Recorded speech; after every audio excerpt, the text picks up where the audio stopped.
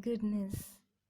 But I say to you, love your enemies and pray for those who persecute you, so that you may be sons of your Father who's in heaven. Matthew 5:44-45. One of the faith heroes among the Anabaptists was a man named Dirk Willems, born in the Netherlands. Due to his newfound faith and rebaptism, he was condemned and arrested.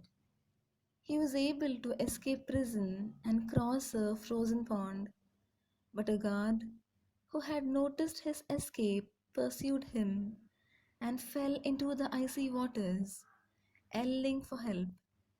Willems knew the price he would have to pay for helping him, yet he could not refuse. He helped his pursuer getting out of the freezing waters, which meant that Willems was recaptured and eventually burnt at the stake.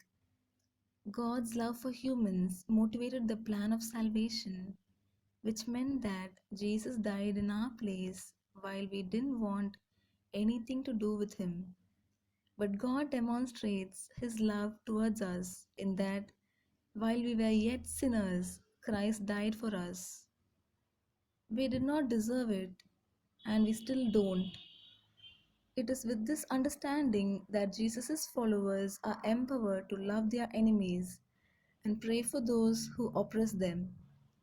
God's goodness flows into the believers' hearts and spills over into the world, even toward those who make their lives difficult. We are called to love our enemies and not to retaliate.